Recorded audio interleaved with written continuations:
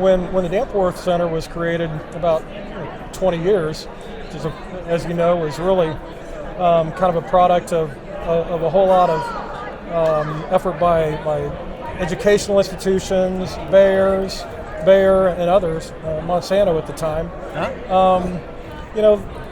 I think they always had a vision for creating something larger than just the Danforth Center.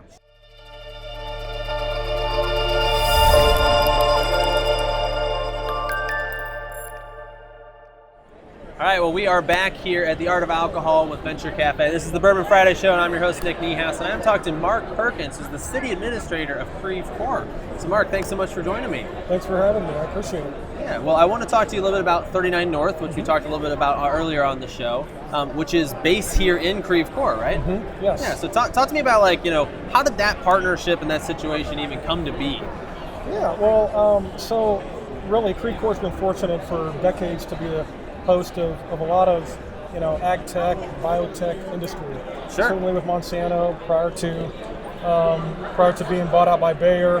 But the Danforth Center has really been a linchpin for the ag tech industry, really not only in Creve Coeur, but certainly across St. Louis and Missouri. Of course, yeah. So when the Danforth Center was created about 20 years, which is, as you know, was really kind of a product of a whole lot of effort by educational institutions, Bayer and others, Monsanto at the time.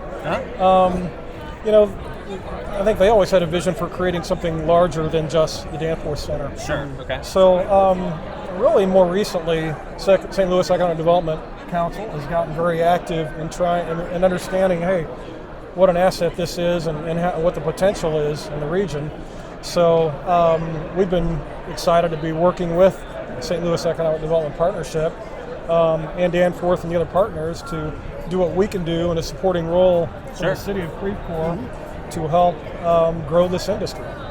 So our focus has been really on planning with St. Louis Economic Development Partnership and St. Louis County, by the way.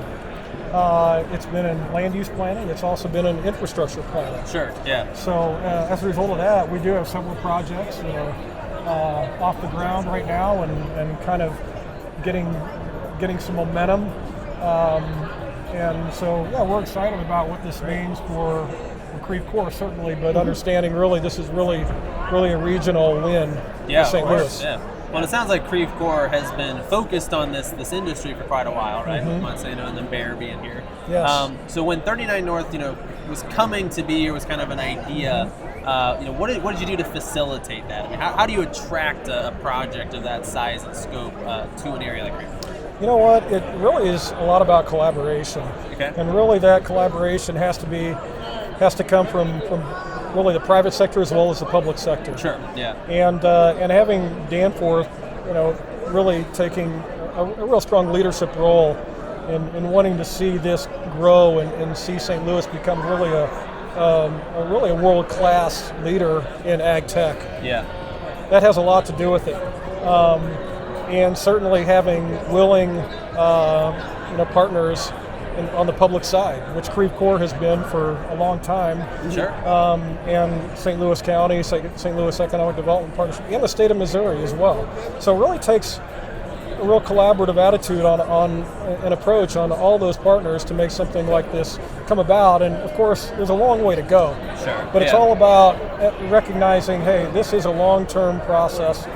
You look at what Cortex has accomplished down in St. Louis City and how amazing that is. And I think if you went down there 10 years ago, you would say, oh, yeah, nothing like it does now. Where is it? Where is it? Now, and that's kind of like, I think, where we're at right now.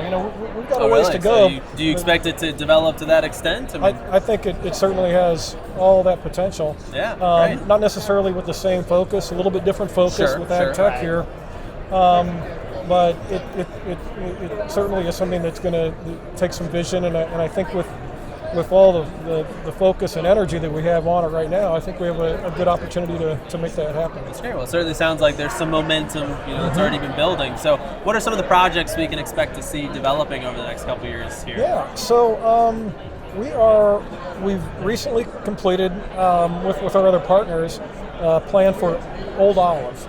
Okay. And we want to create, Old Olive is an important link to this because there's a residential element, there is a retail and restaurant arm to this area that is really important. Sure. So there is a streetscaping, basically a great streets project that is really what Old Olive is all about. And so the first phase of that is reactivating the Old Olive and Lindbergh intersection. Okay. Right now it's cut off by a median, and there is no way for a pedestrian to cross it safely. Yeah. But with our plan, we're going to reactivate that, create a full intersection, and really reconnect both east and west of Lindbergh.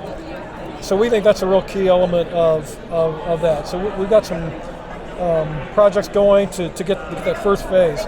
The other thing that we're working on, that was another project initiated by St. Louis County and the partnership, is the intersection of Lindbergh and Olive, and basically making that pedestrian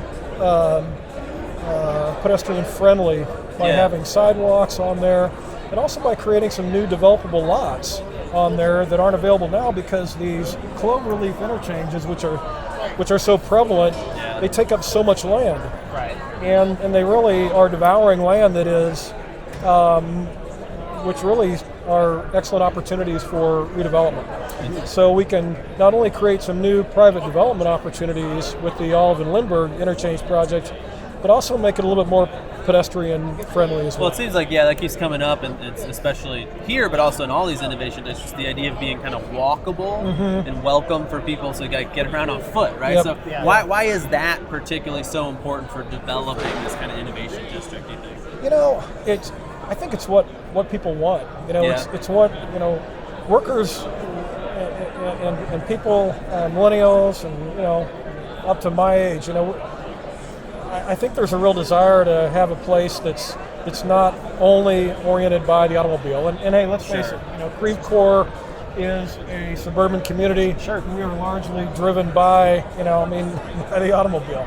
But there is a way to create a little bit places that offer more than that, and offer some pedestrian connections, not only for walkers but for bikers. Sure. And that's a key component of this. And along those lines, the Great Rivers Greenway is also creating a plan in this area. Yeah. And the city's been actively involved in that, so it is important not only for 39 North, but really for Creve Coeur to become more pedestrian oriented and to do what we can. We've been really working on sidewalk improvement projects in Creve Coeur since I've been with the city, and that's been a real emphasis for our city council over the years. But I think that's what people want to see. They want to see what a place that's developed. Sure. And they want to be able to walk to it, and not only just be able to walk perhaps to work, maybe be able to walk or get on a bike and go to lunch. Get to where they need to get easier, right? Absolutely. When I moved, I used to live in Clayton. When I moved downtown, that's one of the primary things. I'm like, I need to have park, I need to have work, I need to have fun all in that same, and it needs to be walkable. So I think that sort of validates that. So you're on the right track, it sounds like. Absolutely. Yeah. Very and cool. Clayton's a great place to do it. Cool. Well, sounds like it's all going really well. I mean, is there anything in the next 5 to 10 years we should be particularly keeping our eyes on development-wise? Certainly, and our focus is certainly on 5 or 10 years, but it's also on the next, 3 to 5 years, in which we want to make some of these infrastructure improvements happen that I was talking about that will really help set the groundwork for the ag tech industry. Yeah. To really develop in an area where we've got a lot of good infrastructure already. We've got assets, we've got location. But we're excited about doing what we can do for the city to help make it happen. Keep it moving. All right. Well, Congratulations so far. Cheers, Mark. Yeah, thanks. Appreciate it. Yeah. Cheers, Eric. Of course, as always, you know. Yeah. And thank you so much for joining us Thank today. you. Appreciate you stopping Thanks by. for letting me chat with you. Yeah, of course. joining. And for those of you watching, we are going to be here for a few more, about half an hour or so more here at the Art of Alcohol. So please continue to tune in. Thanks so much for listening to this conversation, and we will see you again very soon.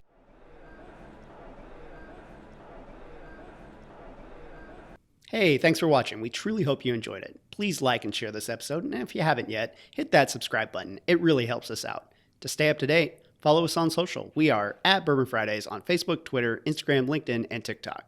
See you next time.